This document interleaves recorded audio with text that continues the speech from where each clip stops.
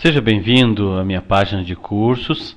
Meu nome é professor Fabiano, sou professor de matemática, de lógica e matemática financeira para concursos. E agora nesse vídeo eu vou falar sobre a probabilidade de chute. A probabilidade de chute, como o próprio nome diz, não é algo baseado em coisa aleatória, mas sim trabalhando com matemática e a probabilidade de acertos em uma prova. Vale para a prova inteira, para todas as matérias, portanto. Quando que eu uso a probabilidade de chute? Bom, nesse vídeo eu vou falar sobre o antes, como se comportar, o que fazer antes da prova. Vou falar sobre o durante a prova. E o final, que é o chute propriamente dito, quando estiver quase acabando o horário da prova. Mas a nossa atitude durante vai ser o fator preponderante para chutar com maior precisão, ou seja, para conseguir acertar aquelas questões que nós temos dúvida, porque realmente quem está próximo a um cargo público é a pessoa que estudou, que se esforçou, e essa probabilidade de chute é para essas pessoas que estudaram, que se esforçaram e que acabam ficando entre duas ou três alternativas em algumas questões. Então, a probabilidade de chute vem para te ajudar, para que você consiga o cargo que tanto espera, acertando essas questões que você tem dúvida. Então, é com base em probabilidade, ok? Bom, e o antes serve para o quê? Para diminuir a tensão, o estresse. Eu vou ensinar como se comportar antes da prova, algumas atitudes muito simples que vão ajudar você a ter sucesso. Bom, alguns autores, algumas pessoas dizem, em sentido bem aleatório, né? Por exemplo, em matemática, que se tiver uma questão, por exemplo, com centenas na resposta, né? E tiver outra com 300 e pouco, outra 450, mais um na casa dos 100 e do 200, o que acontece? Como tem três alternativas, 150, 120, 140, tudo cento e pouco, alguns autores dizem que aqui está a maior probabilidade entre B, C e E. E isso não existe para concurso. Não tem nada a ver. Pode ser sim a 320, pode ser sim 450. Então, não é com base nisso que a probabilidade de chute funciona. Não. Probabilidade de chute é com base no gabarito, na média dos gabaritos. Média que ocorre nos gabaritos. O que é a média dos gabaritos? Por exemplo, uma prova com 60 questões tem que ter alternativa A, B, C, D e E, uma média mais ou menos de 12 em cada uma para fechar as 60 questões. Portanto, uma média de 12.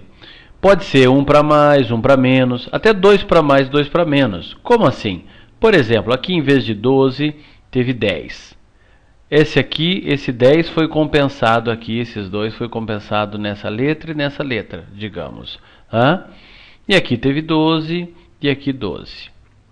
Veja que compensou, né? Uma coisa compensou a outra, 2 para mais ou 2 para menos. Então, em média, a média é 12. Não pode um gabarito, com uma banca séria, acabar colocando 20 e poucas questões numa alternativa só. Por quê? Porque toda vez que fica entre a média, inibe a possibilidade daquele aventureiro, do chutador aventureiro, que chuta tudo numa só. Essa pessoa, num gabarito em média, vai acertar somente 1/5 da prova. Então, esse é o raciocínio, e quem faz isso é um sistema. Então, o sistema é feito para isso. Em geral, está variando de um para baixo e um para cima somente. Por exemplo, em 60 questões, varia de 11 a 13 no máximo, para manter a média 12. Para que possa argumentar com precisão, você pode, por exemplo, entrar num site onde tenha gabaritos de prova e puxar gabaritos de prova e constatar. Mas eu peguei aqui um exemplo de gabarito para que você tenha uma noção. Isso aqui você pode constatar tranquilamente em qualquer site. Então vamos lá? Vamos calcular aqui, ou melhor, contar quantas letras A nós temos. Vamos contar aqui. Vamos contar as letras A. Vamos lá. Letra A. Me ajudem aqui. Aqui tem 1, 2, 3, 4, 5, 6, 7, 8, 9, 10, 11, 12, 13, 14, 15, 16. Tem 16 letra A. Isso aqui é de uma prova que eu peguei aleatoriamente agora há pouco na internet. Você pode pegar um gabarito de prova e perceber. Então a A, veja que nessa prova, nesse gabarito, desse cargo, deu 16 certinho. Letra B, vamos lá. Letra B, vamos ver se escapar eu pego no final. 1, 2, opa. Eu acho que aqui era a letra A, deixa eu dar uma olhada com a borracha. Era a letra A. Então nós temos somente um B, a letra A já tinha. 2, 3, 4, 5, 6, 7, 8, 9, 10, 11, 12, 13, 14 e 15. Temos 15 letra B. Então, 1 a menos. Letra C. 1, 2, 3, 4, 5, 6, 7, 7, 8, 9, 10, 11, 12, 13, 14, 15, 16, 17. A letra C compensou a letra B para ficar na média. Letra D. 1, 2, 3, 4, 5, 6, 7, 8, 9, 10, 11, 12, 13, 14, 15, 16. 16 letra D, obviamente 16 letra E para fechar. Vamos ver. 1, 2, 3, 4, 5, 6, 7, 8. Só para ver se eu não esqueci nada. 9, 10, 11, 12, 13, 14, 15, 16. Fechadinho. Então veja que teve uma variação de um para mais e um para menos. É com base nisso que eu desenvolvi esse método de probabilidade de chute, que vai levar você com precisão a acertar aquelas questões que faltam. Realmente esse método funciona. Algumas pessoas precisavam 7 questões e, seguindo essas orientações que eu vou dar nesse vídeo, chegaram a acertar 5 questões das 7. Outro aluno fazendo teste em sala, né, eu falei sobre probabilidade de chute, ele foi em casa, fez um simulado, estava bem perto da prova, de 10 acertou 8 questões. Mas às vezes acerta 6, veja, mais da metade de qualquer forma. Mas isso é para pessoas, como eu disse, que estudam e ficam entre 2 a 3 alternativas por questão. Certo? Ficam entre 2 e 3 alternativas. E aquela, geralmente a gente chuta entre essas duas e erra, né? Então, ou tem gente que é levado a chutar numa alternativa só. Não. Eu vou mostrar para você um método muito, muito mais eficaz e que realmente funciona. Não tem nada de miraculoso, apenas utilizando a inteligência e a probabilidade que existe nas questões, nos gabaritos. Então, vamos ao método, começando pela primeira parte, pelo antes. Então vamos começar com a preparação com o antes, que é muito importante. Muita gente não dá bola para isso aqui, não se preocupa. Aqui no antes, nós vamos nos preparar para a prova. Bom, eu digo que estudar para o concurso é como andar de carro. Se você anda numa estrada a 120 km por hora e tem uma barreira lá à frente, mais distante você tem que frear para conseguir chegar com tranquilidade até aqui. E assim é quem estuda. Se você está estudando há 3 anos, você deve começar a diminuir o seu ritmo de estudo antes, para não chegar a gastar tanto cérebro nas vésperas. Ok? Agora, se você está estudando para um concurso, abriu o edital e você entrou no cursinho, aí tem que estudar mesmo. Mas mesmo assim, acabou a revisão de véspera, não faça mais nada. Não vá para casa e queira estudar até de madrugada, ou ainda no outro dia de manhã, se a prova for à tarde, ficar estudando, revisando. Ou ainda pegando aqueles livrinhos que dão na frente do concurso. Não, não faça isso não. Tenta relaxar, porque a mente descansada, eu digo que é 50% do concurso, para quem já estudou, é a mente descansada. Chega lá a pessoa com um folhetinho, com algumas questões de revisão, dá para você. E digamos que na tua prova, vamos falar em matemática, que é a minha área, nem cai logaritmo na tua prova. E de repente você vê uma questão com logaritmo. Pronto, já é o suficiente para te estressar. Já é suficiente para te tirar daquele foco e já ficar nervoso que não estudou, ou já ficar nervoso que não estudou aquilo ali. Não, não. O que você faz? Você chega e descanse bem até o concurso. O importante é você chegar no dia da prova bem descansado, bem dormido, bem descansado, bem relaxado. Saiu da revisão de véspera, tudo bem. Acabou lá pelas 4 horas da tarde, tudo bem. Ou 5 horas, 6 horas que seja. Vá para casa, vão passear um pouco, mas sem dormir tarde, claro, né? Vai passear um pouco, vai relaxar, vai ver um filme e vai dormir cedo. Por quê? Porque é muito fácil pessoas terem insônia, certo? Então, o que acontece? Você demora a dormir, não que seja insônia, mas demora a dormir.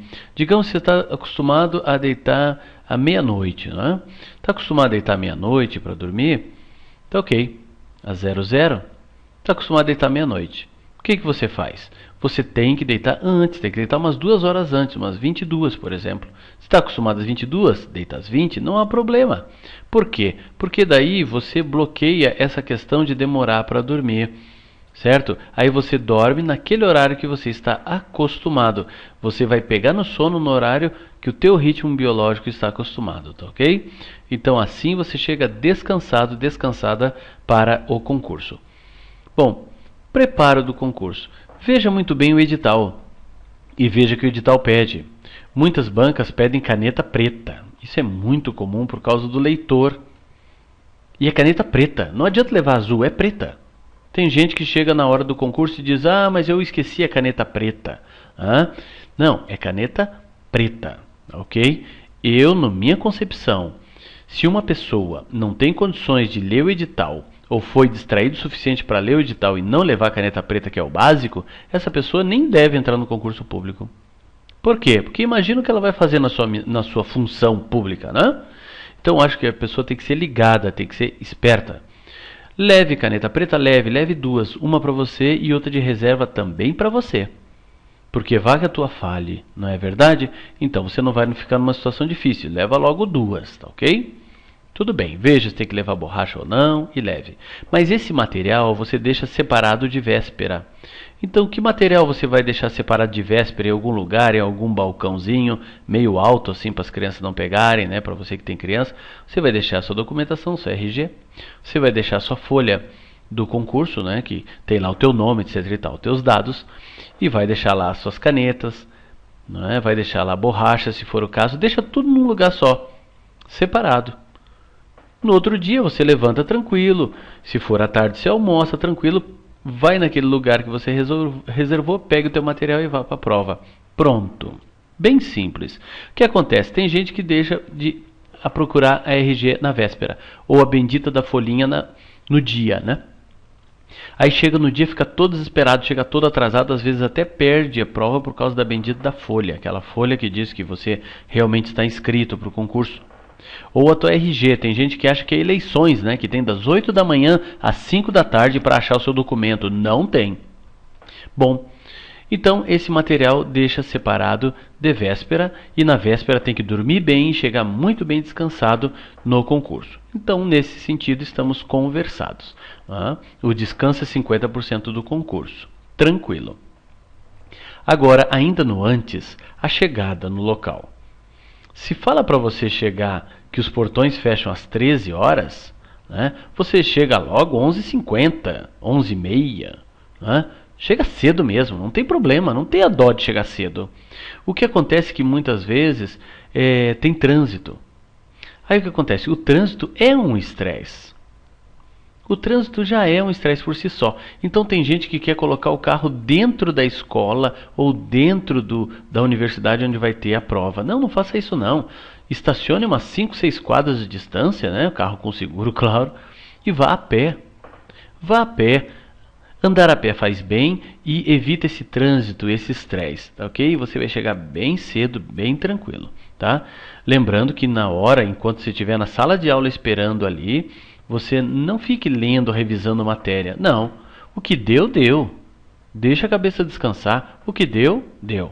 Já era. né? Sempre vai ter o que revisar. Se você tiver uma prova daqui a 15 anos, no dia da prova você ainda vai achar que tem que revisar.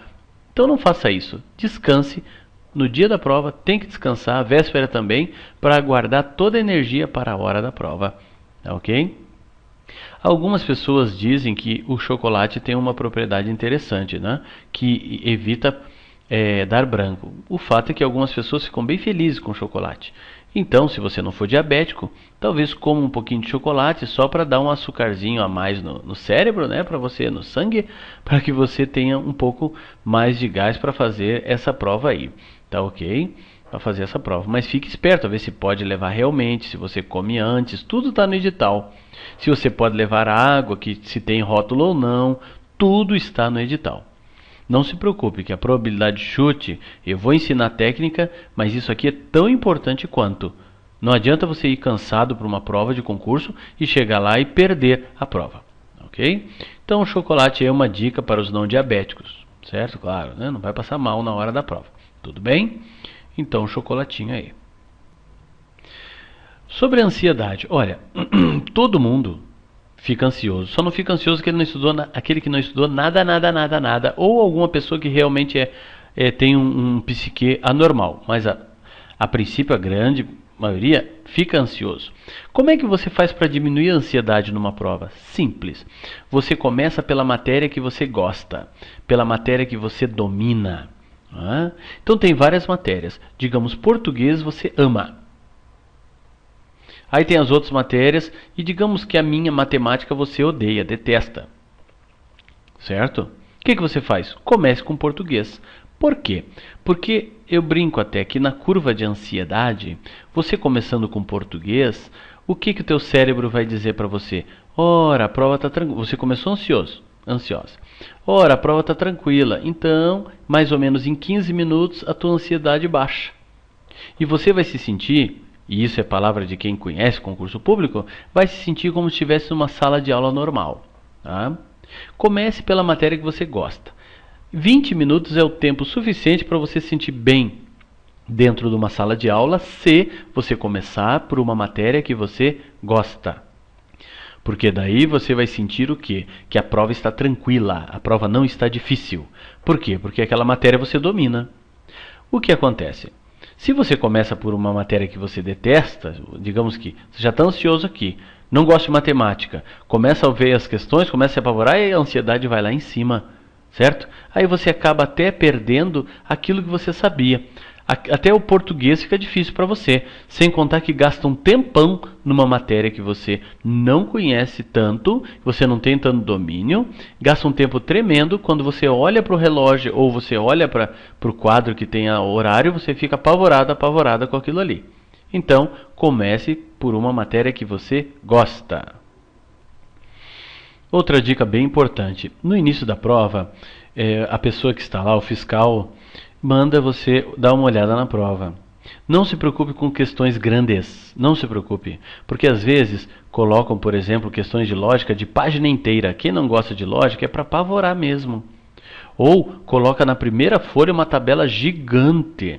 Para quem não gosta de tabela, se apavora ali. Não se preocupe com isso. Ou um texto de português gigante. Isso é proposital. Faz parte do psicológico. Viu uma questão grande? Tudo bem. Ah, tá. Uma hora dessas eu vou ler você. Uma hora dessas eu vou encarar você. Pronto. Encare normalmente. Tá ok? Então isso antes da prova. Agora nós vamos para a atitude que é o pré-requisito para o chute você. Pronto. Encare normalmente. Tá ok? Então isso antes da prova. Agora nós vamos para a atitude durante a prova, que é o pré-requisito para o chute final.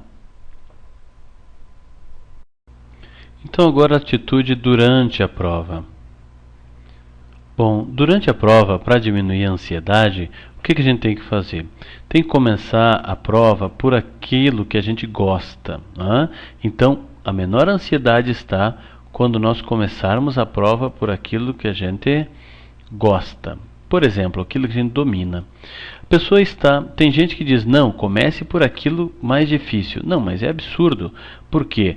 Porque se começar pelo mais difícil, A pessoa fica tão nervosa, por quê? Porque acaba vendo que a prova parece que está muito difícil, porque começou pela matéria que não domina muito. Aí o que acontece? Até aquilo que ela gosta, que ela tem prazer de fazer, até aquela matéria que ela domina, acaba não sabendo fazer.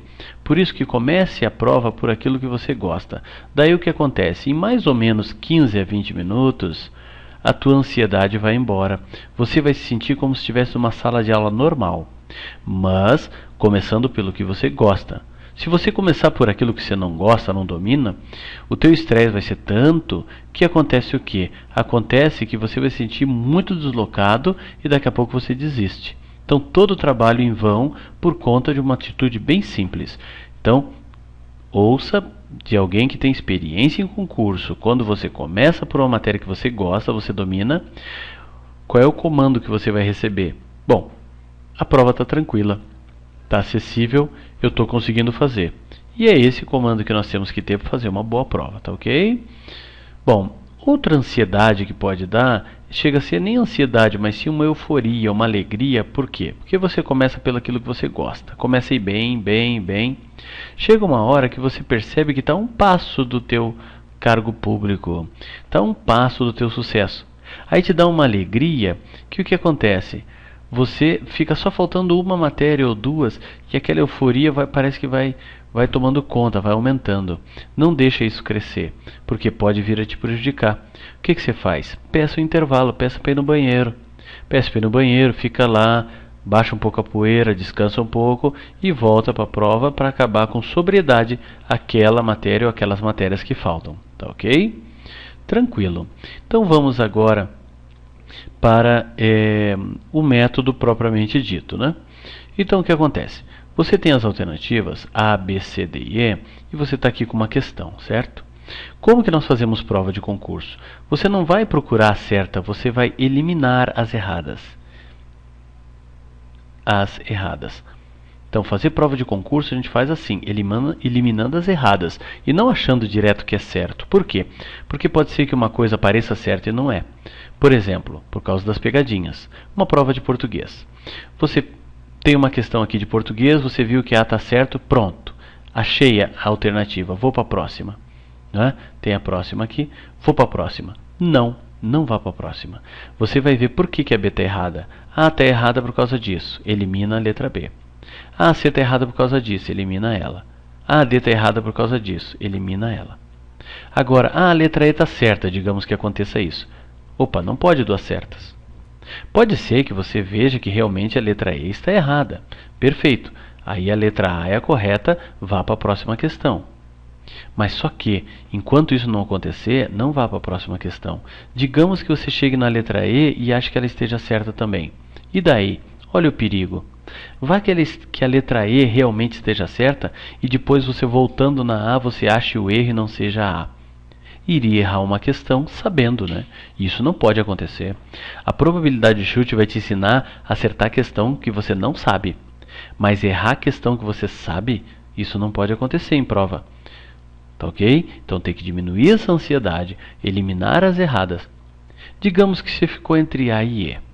Tudo bem, duas possíveis. Ficou entre A e E. Vou voltar para revisar.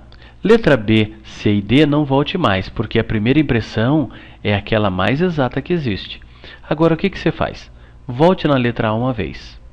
Procurei, não achei o erro. Volte na letra E mais uma vez. Procurei, não achei o erro. Tudo bem. Agora você olhe no máximo mais outra vez. Olhe a letra A de novo. Não achei o erro. Olhei a letra E, não achei o erro. Pulo para a próxima questão. Não chute na questão. Tem gente que acontece o seguinte. Ah não, eu leio A, B, A e B, A e E, perdão. A e E, A e E. Eu tenho pressentimento que é E. Ou eu sinto no coração que é E. Nós não fazemos prova nem com pressentimento e nem com coração. Nós fazemos prova com a cabeça, com a razão, certo? Então não chute na questão, pula para a próxima. Por quê? Porque você vai voltar nessa questão quando? No final da prova. No final da prova você não vai olhar nem a B, nem a C, nem a D, que você já está tranquilo que não é. Você vai olhar a A e a E. E às vezes com a cabeça mais fria ou mais quente, não sei, ao final da prova você consegue verificar qual que está errada ou qual que está certa. Caso mesmo no final da prova você não acertou, não achou a questão, não achou a alternativa correta, não chute na questão, você vai chutar no gabarito, porque a probabilidade de chute é para chutar no gabarito, tá ok? Trabalhando com probabilidade matemática. Bom, vamos para as próximas questões, como que funciona alguns exemplos. Vamos lá. Então, digamos, você tem letra A, B, C, D e E. Sabe que não chuta na questão. Digamos que nessa questão, vamos colocar um número para ela aqui, questão número 5. Digamos que você ficou em dúvida em questão número 5, questão número 8, questão número 12, questão número 27, questão número 34. Exemplo, né? Só um exemplo de questões aqui, digamos.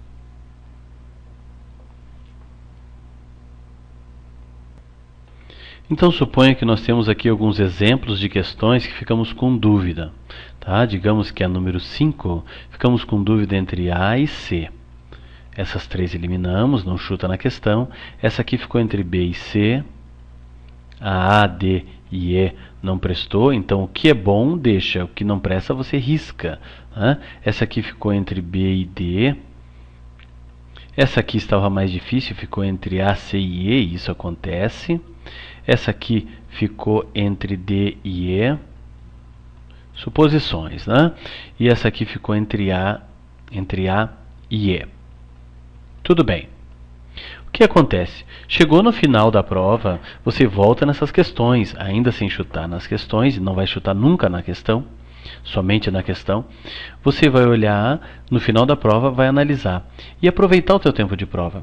Para que ter pressa, né? Tem gente ainda que tem aquela ideia de criança, que quem sai mais cedo é porque foi melhor. Não.